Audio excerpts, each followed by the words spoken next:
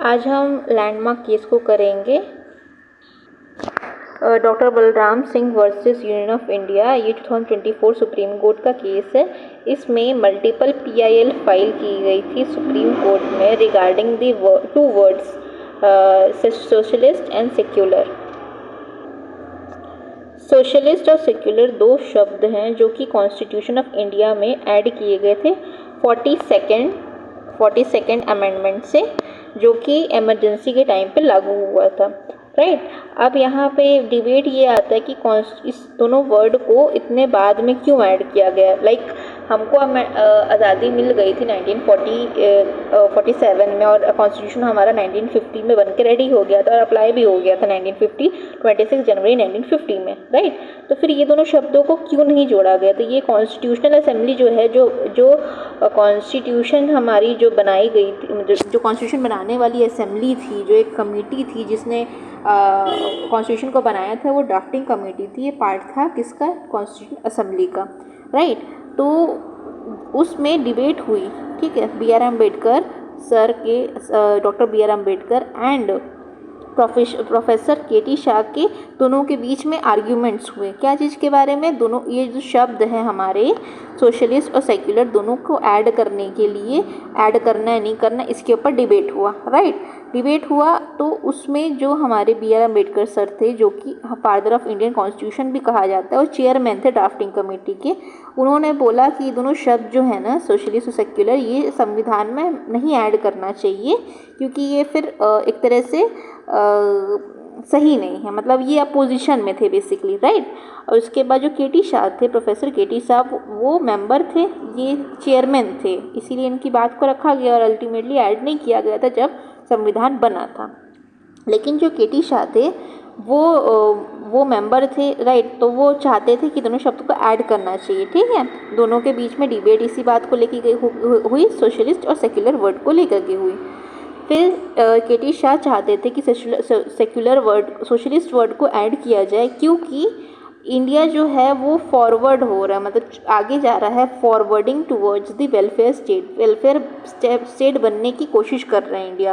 तो socialist type के word होंगे तो एक तरह से वेलफेयर, जो स्टेट रहेगी वो वेलफेयर के लिए काम करेगी, जो गवर्नमेंट रहेगी वो पब्लिक के वेलफेयर के लिए काम करेगी। ये अच्छा एक साइन रहेगा, एक सिंबल रहेगा। राइट। और सेक्युलर वर्ड में क्यों ऐड करना चाहते थे? क्योंकि उससे हारमोनी आएगी, जितने भी रिलीजन्स हैं हमारे इंडिया में उसमें हारमोनी आएगी। राइट। उसके बाद ये डिबेट उतने समय में चल रहा था। उसके बाद देखो, फर्स्ट देखा जाए स्टार्टिंग से हम लोग स्टार्ट करते हैं, तो जो पहले नहीं ऐड किया गया, देन यस ऐड किया गया। कब किया गया? 42nd अमेंडमेंट से ऐड कर दिया गया। राइट। उसके बाद फिर 42nd अमेंडमेंट से ऐड कर दिया गया, बट इस टाइम पे 42nd अमेंडमेंट में जब ऐड किया गया था तब इंदिरा गांधी की सरकार जो थी वो इमरजेंसी लगा के रखी थी। ठीक है। और ये जो 42nd अमेंडमेंट एक्ट जो आया था ना, वो बहुत कंट्रोवर्शियल टाइप का अमेंडमेंट है क्योंकि उसमें राय नहीं ली गई थी। जैसे जब भी कोई बिल पास होता है तो एक सदन, फर्स्ट सदन से पास होता है, सेकंड सदन में जाता है। राइट। लेकिन वो नहीं गया था क्योंकि उस टाइम इमरजेंसी थी। तो एक तरह से ये एम्बिगुअस तरीके से, अनक्लियर तरीके से ये ऐड किया गया था, इसीलिए बार बार डिबेट हो रहा था, बार बार पीआईएल फाइल हो रही थी सुप्रीम कोर्ट में, मल्टीपल पीआईएल फाइल की जा रही थी। राइट। यहाँ पे जो पीआईएल फाइल की गई थी, जो सुप्रीम कोर्ट ने क्या किया, जितने भी पीआईएल थे उसको क्लब करके एक बना दिया गया। राइट। इसके बाद बना दिया गया, देन हम लोग ये मैं कंक्लूजन पहले बता देती हूँ आपको, उसके बाद फिर डिटेल में जाएंगे केस के। तो जो कॉन्स्टिट्यूशनल डे हमारा कब मनाया जाता है? 26 नवंबर 26 नवंबर को मनाया जाता है। क्यों? क्योंकि 26 नवंबर को 1949 में, राइट, हमारा कॉन्स्टिट्यूशन बन के रेडी हुआ था। तो इस दिन को हम लोग कॉन्स्टिट्यूशन डे मनाते हैं। ओके। तो इस तारीख को, मतलब 25 नवंबर, 26 नवंबर के टाइम पे ईव में हमारे सुप्रीम कोर्ट ने डिक्लेयर किया कि जो कॉन्स्टिट्यूशन में ऐड किया गया है वर्ड सोशलिस्ट और सेक्युलर, वो रहेगा। राइट। इसके बाद supreme court dismissed the petition to delete the word socialist secular from the constitution. Conclusion, और यहाँ पे आर्ग्यूमेंट्स यही थे कि एमरजेंसी के दौरान किया गया था, क्योंकि 42nd अमेंडमेंट जब था तब वो एमरजेंसी थी, इसी वजह से यहाँ पे कोई भी डेलिब्रेट डिस्कशन नहीं हुआ था, right. Moving forward, supreme court ने इस जो डॉक्यूमेंट है हमारा उसको लिविंग ब्रीदिंग डॉक्यूमेंट बोला, ठीक है। और हमने ये भी बोला कि जो डॉक्टर बी आर अम्बेडकर या अदर फेमस थे उन्होंने ये भी कहा था कि जो संविधान है वो बदलता रहता है, एक ब्रीदिंग डॉक्यूमेंट, जैसे ह्यूमन बींग्स ब्रीथ करते हैं वैसे ये कॉन्स्टिट्यूशन भी ब्रीथ करता है। क्यों? क्योंकि इसमें चेंजेस आते रहते हैं, ये डेड नहीं है मीन्स स्टैग्नेंट नहीं है, रुका हुआ नहीं, ये चलता ही जाता है, इसमें बदलाव होते रहते हैं, डायनेमिक नेचर का है, राइट। इसके बाद ये भी सब बोला गया, ये सब ओबिटा डिक्टा में ये सब कोर्ट में बोला गया था कि it is true that constituent assembly did not agree to include the word socialist और सेक्युलर। कॉन्स्टिट्यूशन असेंबली एग्री नहीं किए थे इसको ऐड करने के लिए, but the constitution is a living document and noticing above the power was given to the parliament under the article 368 article में इसको दिया गया था, पार्लियामेंट को पावर दी गई चेंज करने की, ठीक है। और 1949 में जो वर्ड सेक्युलर था उस टाइम पे सेक्युलर वर्ड को ठीक से इंटरप्रेट नहीं किया गया था, राइट। उस टाइम पे ये अपोज था, किसके?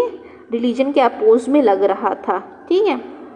और सोशलिस्ट भी उस टाइम पे एक तरह से अच्छा वर्ड नहीं माना जा रहा था, लेकिन neither the constitution nor the preamble mandate specific economic policy and structure and whether left or right, rather socialist denote to the state's commitment। socialist word का मतलब ये नहीं है कि पूंजीवाद, इसको शायद हिंदी में बोलते पूंजीवाद, मतलब पैसे इकट्ठा करना इसका मकसद नहीं है, पैसे को लोगों के वेलफेयर में लगाना, स्टेट की कमिटमेंट को बता रहा है, वेलफेयर स्टेट को बनाने का, और जो कमिटमेंट है वो सबको इक्वल अपॉर्चुनिटी देगी, ठीक है। उसके बाद जो कॉन्स्टिट्यूशन जो है ये, फिर हम लोग प्रियम्बल के उसमें आ गए हैं, हम केस के ऊपर ही रहते हैं अभी, राइट। उसके बाद ये मैंने डिटेल में केस को पूरा स्टडी किया है, तो ये हम लोग मेंस में अगर आंसर अगर आए तो हम लोग डिटेल में लिख सकते हैं, ओके। तो केस का पूरा नाम है Balram Singh versus union of India.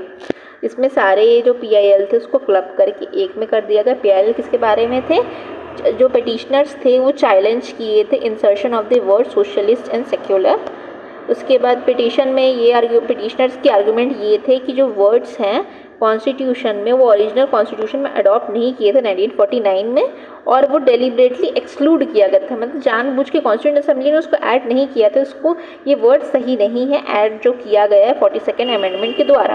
और 42nd अमेंडमेंट है वो खुद इमरजेंसी के टाइम पे लागू किया गया था, और उस पर क्वेश्चन आता है कि लेजिटिमेसी है कि नहीं है।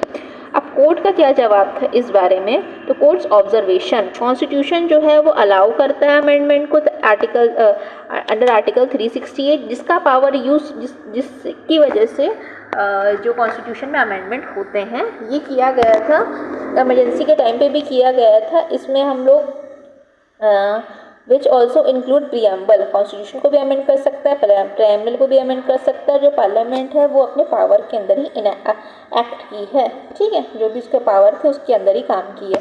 तो कॉन्स्टिट्यूशन एक लिविंग डॉक्यूमेंट है जिसमें amendment reflects evolving societal value, amendment बताता है कि सोसाइटी चेंज हो रही है। और जो वर्ड्स जो सेक्युलर एक्सक्लूड किया गया था, लेकिन जो वर्ड सेक्युलर है उसके जो मतलब झलक, एक तरह से उसका एसेंस हमको कॉन्स्टिट्यूशन में ऑलरेडी दिया गया है, और जो इंटरप्रिटेशन है इंडिया का interpretation about the word secular वो मैच्योर हुआ है, मतलब चेंज हुआ है समय के साथ में, ओके। और सेक्युलरिज्म तो ऑलरेडी एम्बेडेड है हमारे अलग अलग आर्टिकल्स में, जैसे आर्टिकल 14 जो कि इक्वलिटी की बात करता है, 15 डिस्क्रिमिनेशन की बात करता है, डिस्क्रिमिनेशन नहीं करना है ये बात करता है, सेक्शन 16 जो बात करता है इक्वल पब्लिक एम्प्लॉयमेंट की। फिर ये सारे रिलीजन्स के ऊपर बेस्ड है, ये दोनों हमारा रिलीजन के ऊपर बेस्ड है, ये कल्चर के ऊपर बेस्ड है, राइट। तो ये तो ऑलरेडी है, ये तो बिफोर 42nd अमेंडमेंट है। ओके। देन सोशलिज्म जो है वो इंडिया का कमिटमेंट के ऊपर फोकस करता है, जो कि सोसाइटल सोशल इकोनॉमिक जस्टिस के ऊपर बेस्ड है, जो प्रियम्बल में ऑलरेडी दिया गया था। ऐसा कोई चीज़ को ऐड नहीं कर दिया गया कॉन्स्टिट्यूशन में जो पहले एग्जिस्ट नहीं करता है। ऐसा चीज़ें हमारे कॉन्स्टिट्यूशन के अलग अलग प्रोविजंस में एंड ऑल्सो प्रियम्बल में ऑलरेडी एम्बेडेड है। Okay.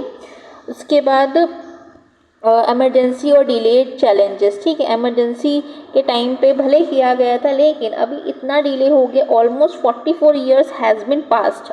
The amendment was enacted in 1976, already 44 years have been passed और Indian society has been acquainted, मतलब बहुत ज़्यादा एक्सेप्ट कर चुकी है, वेल एक्सेप्टेड है सोसाइटी स्टम्स को लेकर के, सेकुलर सोशलिस्ट वर्ड को लेकर के, ठीक है। तो जो कोर्ट का डिसीजन यही आया कि डिसमिस कर दिया उन्होंने अपील को। ओके। फिर अमेंडमेंट इज़ वैलिड, ऐसा बोला कि अमेंडमेंट वैलिड है और do not violate the constitution, constitution को वायलेट नहीं करता है।